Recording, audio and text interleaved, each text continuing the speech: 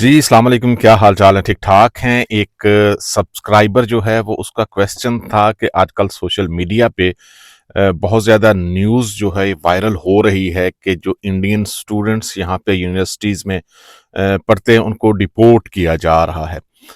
आपको बताऊँ कि इस तरह की बहुत सारी न्यूज़ जो हैं वो सोशल मीडिया पे वायरल होती हैं। लोग जो हैं वो सनसनी फैलाने की कोशिश करते हैं। सोशल मीडिया है तो जो भी क्रिएटर है, डिजिटल क्रिएटर है, वो कोशिश करता है कि ज़्यादा से ज़्यादा व्यूज़ आएँ। जितनी सनसनीखेज़ न्यूज़ होगी उतने ही जो है वो व्यूज़ जो है वो ज़्यादा आएँगे, लोग देखेंगे, तो डेफ़िनेटली जो है वो उसको फ़ायदा होगा, उसकी वीडियो वायरल होगी और डेफ़िनेटली वो उससे पैसे भी जो है वो कमाएगा। आज की वीडियो में हम बात करेंगे कि इसमें कितनी हकीकत है और कौन-कौन से ऐसे काम हैं कि जो अगर स्टूडेंट्स करते हैं यहाँ पे तो फिर उनको डिपोर्ट किया जा सकता है। अदरवाइज़ ऐसी कोई सच्चाई इतन इस न्यूज़ में नहीं है कि बहुत सारे इंडियन स्टूडेंट्स जो हैं वो उनको यहाँ से डिपोर्ट किया जा रहा है जर्मनी से। सबसे पहले जो है वो हम बात करेंगे कि कौन-कौन सी ऐसी चीज़ें हैं जिन पे अगर आप अमल नहीं करते, आप वायलेशन करते हैं, तो तब आपको डिपोर्ट किया जा सकता है।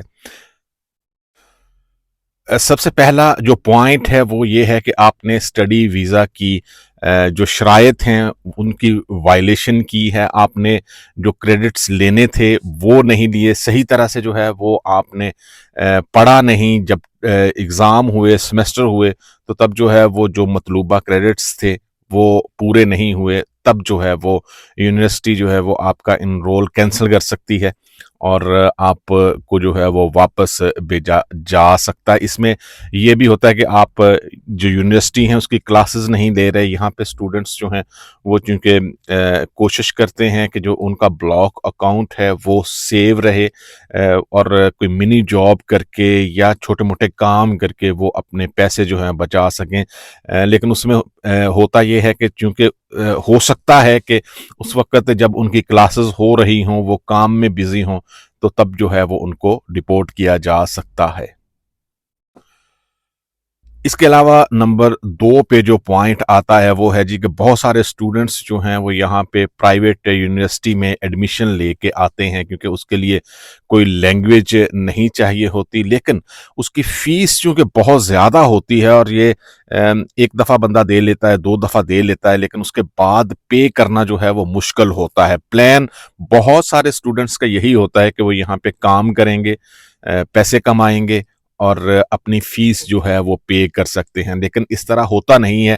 यहाँ पे मिनी जॉब मिलना भी डिफरेंट सिटीज़ में इतना ईज़ी नहीं है। स्टूडेंट्स को बहुत सारी प्रॉब्लम्स होती हैं, अकोमोडेशन, जो मिनी जॉब है वो देखना और इसके साथ अपने जो क्लासेस हैं वो अटेंड करना। ये सारा प्रोसेस जो है वो बहुत डिफ़िकल्ट होता है और बहुत सारे स्टूडेंट्स जो हैं वो डिप्रेशन में चले जाते हैं।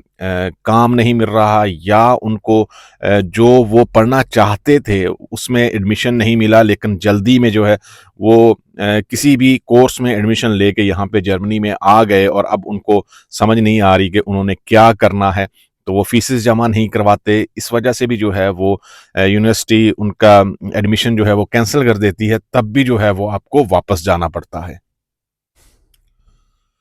नंबर 3 पे जो वायलेशन हो सकती है वो है आवर्स की।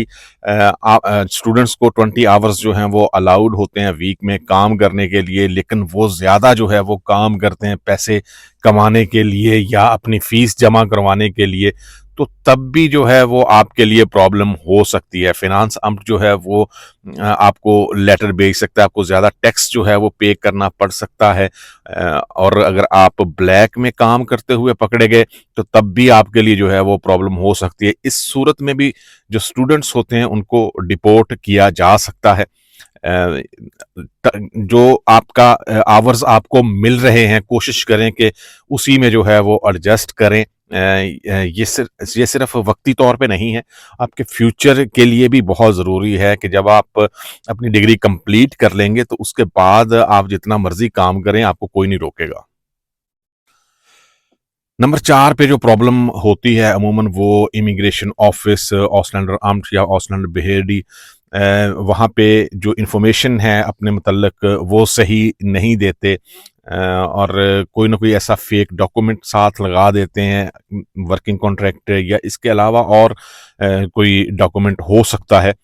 तो इस सूरत में भी जो है वो ऑस्ट्रेलियन अम्प जो है वो आपको लेटर भेज सकता है, आपको आपका वीज़ा जो है वो कैंसिल हो सकता है। इस सूरत में जो है वो आपको डिपोर्ट किया जा सकता है। लेकिन अगर हम जनरल जो है वो बात करें तो एज़ सच ऐसी कोई सिचुएशन नहीं है कि यहाँ पे इंडियन स्टूडेंट्स जो हैं वो उनको डिपोर्ट किया जा रहा है या पाकिस्तानी स्टूडेंट्स जो हैं वो उनको डिपोर्ट किया जा रहा है।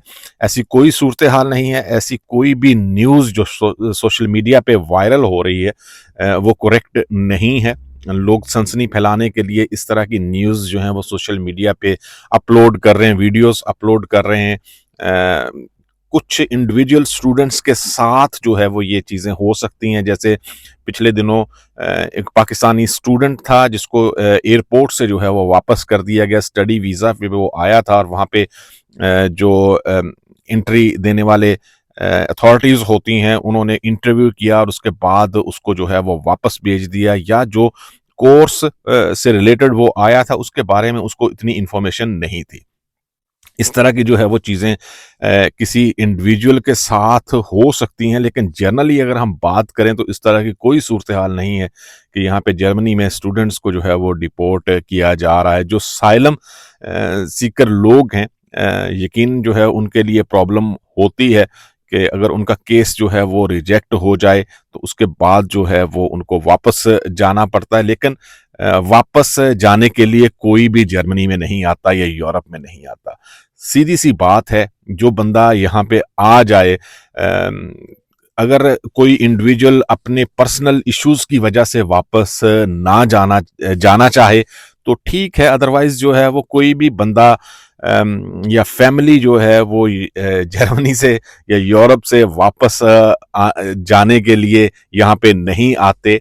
कोशिश करते हैं लोग, डिफरेंट जो वेज हैं उनको यूटिलाइज करने की कोशिश करते हैं।